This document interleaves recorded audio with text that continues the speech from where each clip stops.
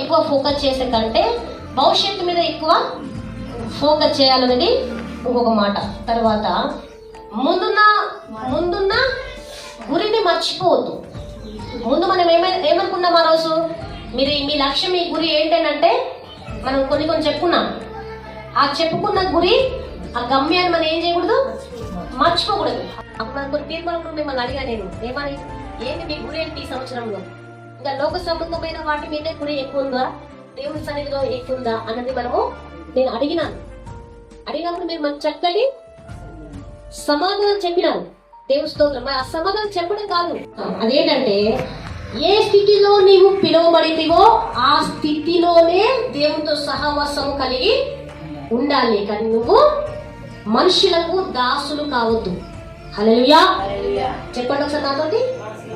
నువ్వు ఏ స్థితిలో పిలువబడినావో, ఏ స్థితిలో నువ్వు రక్షించబడినావో, ఏ స్థితిలో నిన్ను, ఏ పెంటలో దేవుడు నిన్ను పట్టినాడో, ఏ అనారోగ్యంలో నిన్ను పట్టినాడో, ఏ అనారోగ్యంలో, ఏ వేదనలో, ఏ దుఃఖంలో దేవుడి గురించి విని అతను తెలుసుకున్నావో ఆ స్థితిలోనే, ఆ స్థితిలో దేవుడిలో ఎంత సహవాసం ఉన్నావు, ఎంత కన్నీరు గార్చినావు, ఎన్ని ఉపవాసాలు ఉన్నావు దేవుని కొరకు. ఆ టైంలో నీకు కుటుంబం కూడా ఎక్కువ కాదన్నట్టుగా అనిపించింది నీకు. ఎందుకంటే నువ్వు బాగుపడము ముఖ్యం కనుక, నువ్వు అలసిపోయినావు కనుక, నువ్వు అందరినీ ఆశ్రయించి అన్ని భూమి మీద నీకు ఎన్ని తెలిసినాయో అన్ని ఆశ్రయించి నువ్వు విసిగిపోయిన స్థితిలో నీకు బంగారం లాగా ఎవరు దొరికినారు? యేసయ్య దొరికినారా? ఆ స్థితిలో, ఆ భయంకరమైన పరిస్థితిలో నువ్వు దేవునికి దొరికినప్పుడు, ఆ దేవుని స్వస్థత నీలో, దేవుని స్వస్థత నీలో నువ్వు చూస్తున్నప్పుడు, ఆయన స్వస్థత నీలోకి వస్తున్నప్పుడు నువ్వు ఎంత సహవాసం కలిగి ఉన్నావు దేవుని కోసము.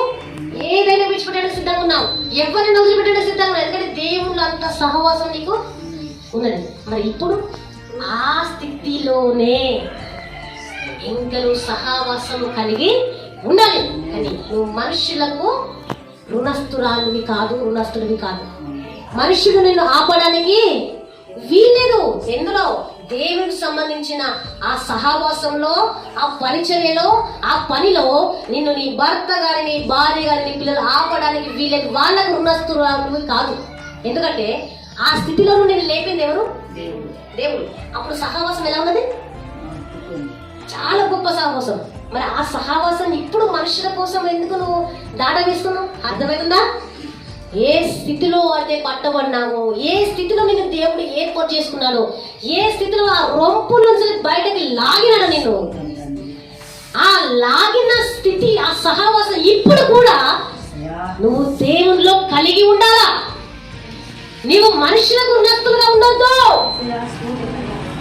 నువ్వు మనిషికి భయపడద్దు, నువ్వు మనిషిని ఎప్పుడు కూడా నీకు దేవతగా, దేవునిగా పెట్టుకోకూడదు. నువ్వు దేవునికి భయపడాలా, నువ్వు యేసు ప్రభుకు లోబడాలా.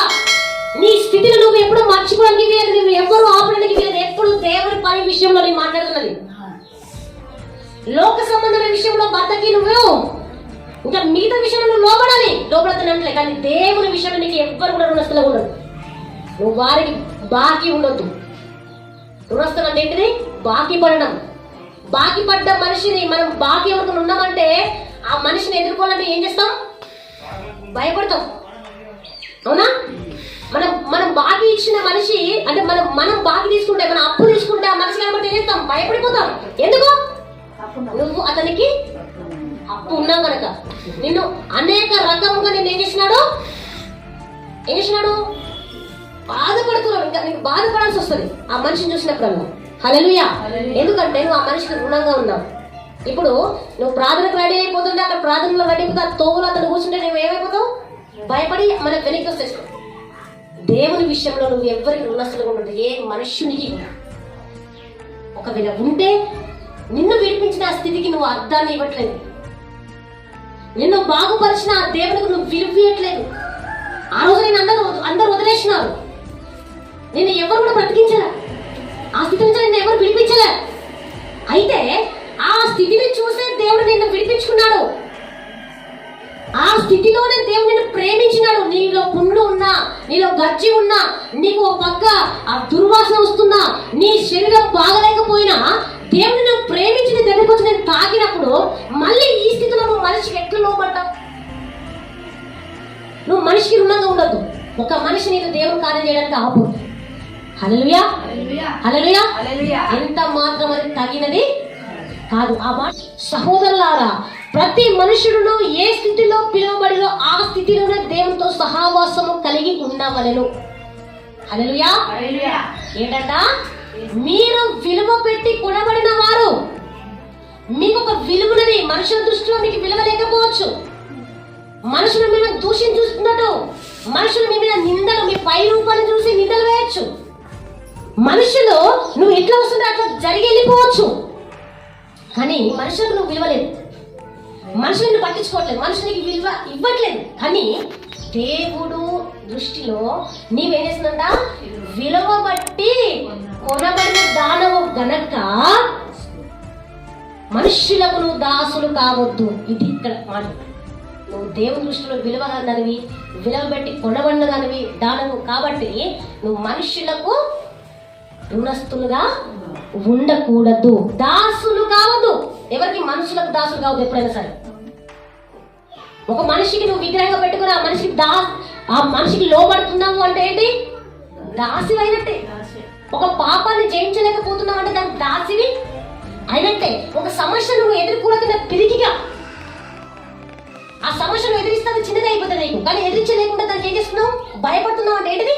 నువ్వు దానికి దాసివి, ఆ మనిషికి దాసివి. ఆ మనిషి నువ్వు దేవుని విషయం ఎదిరించలేకపోతున్నావు, దాసివి. దేనికి? ఆ పాపానికి దాసు అయిపోతున్నావు, దాసుడిగా అయిపోతున్నావు. లోతైన విషయాలు మనము దేవునితో మాట్లాడుకున్నప్పుడే నీలో ఉజ్జీవము, ఆత్మీయంగా ఇంకా ఎదుగుతాం. మన ఆధ్యాత్మికంగా ఎదగాలి కదా, సంపూర్ణంగా లేదా? సంపూర్ణంగా ఉండాలి అంటే ఏం చేయాలి? ఇలాంటి మంచి మంచి వాక్యాలు మనం ఏం చేయాలి? వినాలి. హల్లెలూయా.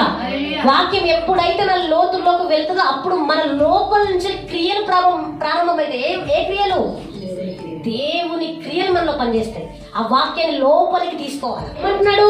మీరు విలువ పెట్టి కొనబడిన వారు కనుక మనుషులకు దాసులు కావద్దు. నువ్వు మనిషికి దాసులు కావద్దు, ఎందుకంటే నేను కొన్నవాడు గొప్పవాడు. హల్లెలూయా. సహోదరులారా, ప్రతి మనుష్యుడును ఏ స్థితిలో పిలువబడునో ఆ స్థితిలోనే దేవునితో సహవాసము కలిగి ఉండాలి. నీ మొదటి స్థితిలో నువ్వు ఏ విధంగా దేవునితో సహవాసము కలిగి ఆయన హత్తుకొని, ఒక తండ్రిని హత్తుకున్నట్టుగా హత్తుకొని జీవించావో ఆ సహవాసం ఎప్పుడు కూడా నువ్వు కంటిన్యూ చేయాలి. ఒకవేళ కంటిన్యూ అవుతలేదంటే ఏంటన్నట్టు?